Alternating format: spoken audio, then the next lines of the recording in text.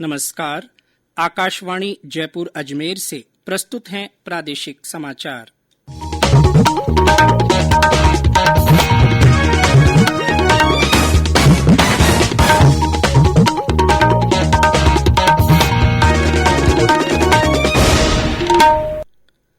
मुख्य समाचार।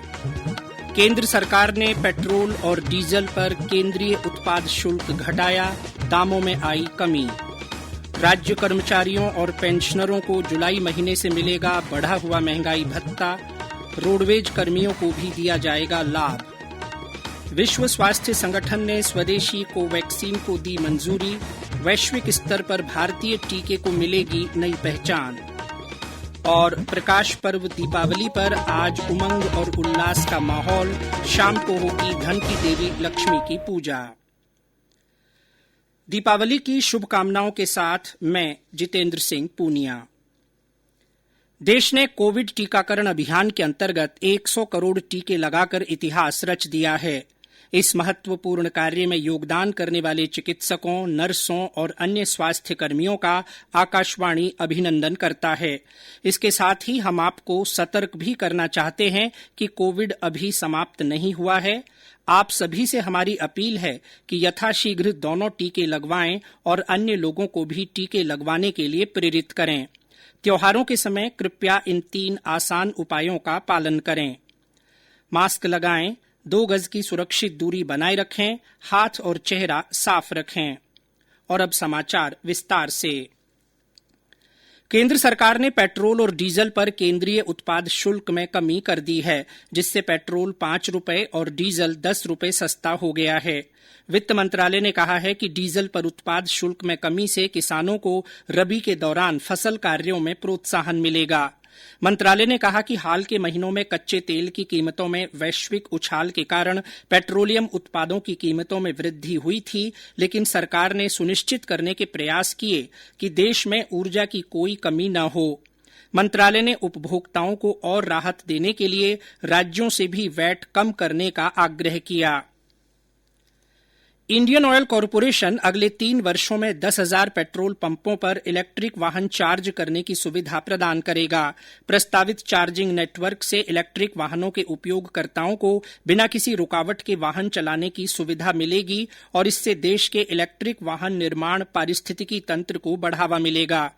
कॉरपोरेशन के अध्यक्ष SM वैद्य ने बताया कि वर्तमान में देश भर में IOC के 448 इलेक्ट्रिक वाहन चार्जिंग स्टेशन हैं और 30 बैटरी स्वैपिंग स्टेशन हैं।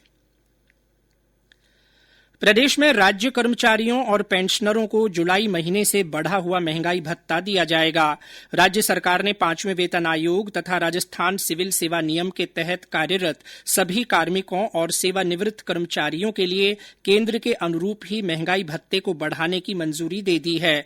सरकार ने रोडवेज कर्मचारियों को भी इसी अवधि के दौरान 7% महंगाई भत्ता दिए जाने का तोहफा दिया है।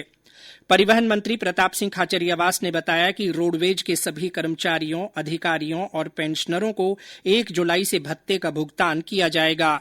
इससे रोडवेज पर हर महीने 2 करोड़ रुपए का अतिरिक्त वित्तीय भार पड़ेगा। भारतीय रिजर्व बैंक जल्द ही वेब आधारित पर्यवेक्षण प्रणाली शुरू करेगा, जो डिजिटल बैंकिंग और साइबर सुरक्षा को मजबूत करेगी। बैंक के डिप्टी गवर्नर महेश जैन ने मुंबई में ये जानकारी दी। उन्होंने कहा कि बैंकों को नियमों का पालन करने में सावधानी बरतने और पर्यवेक्षण संबंधी चुनौतियों का सामना करने के लिए और अधिक निवेश करने की आवश्यकता है। वाणिज्य और उद्योग मंत्री पीयूष गोयल ने अधिकारियों को निर्देश दिया है कि वे लेन देन शुल्क को कम और सीमित करें, जिससे अधिक से अधिक व्यापारी सरकारी ई-मार्केट प्लेस GEM पोर्टल की ओर आकर्षित हों। श्री गोयल ने कल नई दिल्ली में पोर्टल के कार्यप्रणाली की समीक्षा के दौरान कहा कि व्यवस्था में पारदर्शिता लाना आवश्यक है। उन्होंने कहा कि इसे वाणिज्य अनुकूल होना चाहिए ताकि व्यापार सुगमता को बढ़ावा मिल सके। रक्षा अनुसंधान और विकास संगठन DRDO और भारतीय वायुसेना ने देश में विकसित स्मार्ट एंटी एयरफील्ड हथियार के 2 उड़ान का जैसलमेर में परीक्षण किया है। रक्षा मंत्रालय ने कहा कि इस श्रेणी के बम का इलेक्ट्रो ऑप्टिकल आधारित उड़ान परीक्षण देश में पहली बार किया गया है। इलेक्ट्रो ऑप्टिक सेंसर को देश में ही विकसित किया गया है। सिस्टम का electro optical configuration imaging infrared तकनीक से लैस है, जो हथियार की सटीक स्ट्राइक क्षमता को बढ़ाता है। ये समाचार आकाशवाणी जयपुर अजमेर से प्रसारित किए जा रहे हैं। प्रादेशिक समाचार बुलेटिन आप हमारे ट्विटर हैंडल @AIR_News_Jaipur, फेसबुक पर AIR न्यूज राजस्थान और यूट्यूब पर राजस्थान AIR न्यूज पर भी सुन सकते हैं।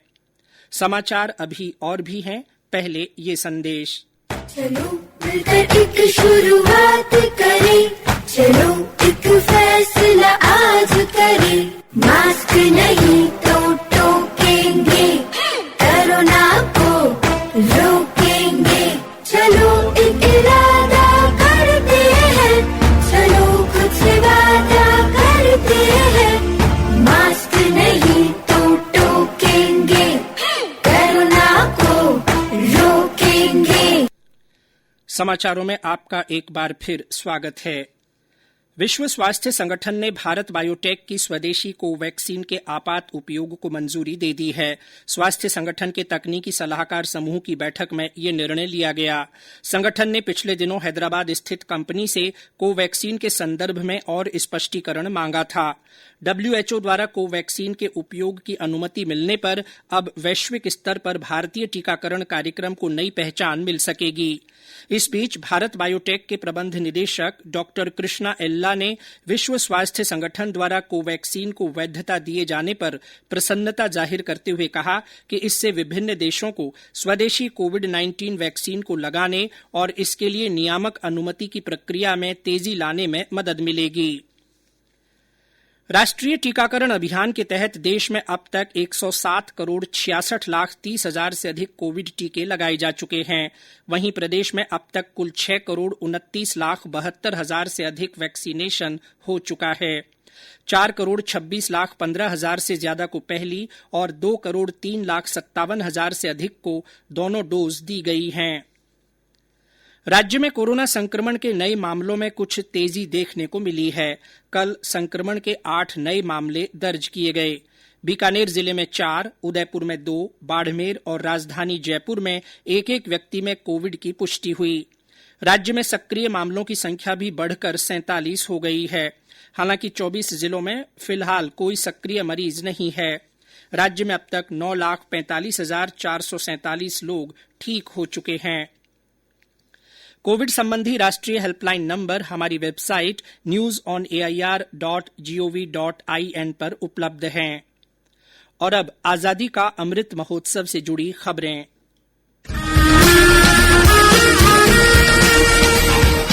आजादी का अमृत महोत्सव।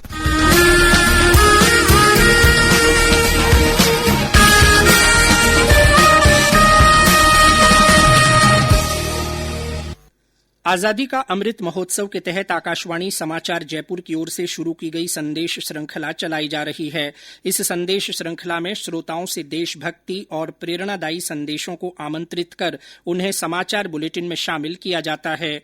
श्रोता हमें अपने संदेश रिकॉर्ड कर हमारे व्हाट्सएप नंबर 9414523368 पर भेज सकते हैं। आज प्रकाश पर्व दीपावली है। 5 दिवसीय दीपोत्सव के तहत आज शाम धन की देवी लक्ष्मी की विधिवत पूजा कर सुख समृद्धि की कामना की जाएगी। दीपावली को लेकर प्रदेश भर में उल्लास नजर आ रहा है।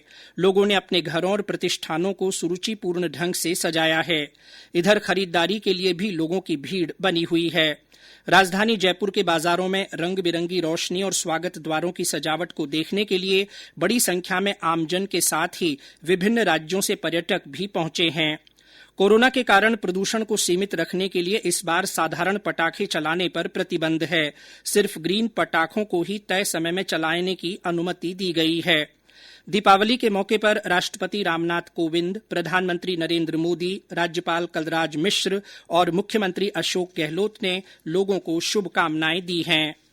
और अंत में मुख्य समाचार एक बार फिर।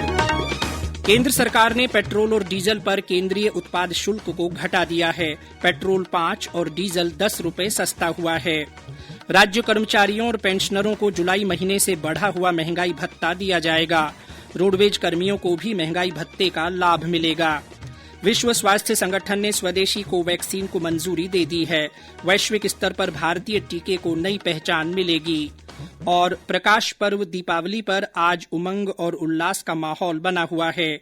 शाम को शुभ मुहूर्त में धन की देवी लक्ष्मी की पूजा की जाएगी। इसी के साथ प्रादेशिक समाचार बुलेटिन समाप्त हुआ। हमारा अगला बुलेटिन हिंदी में दोपहर 12:30 बजे प्रसारित होगा। नमस्कार।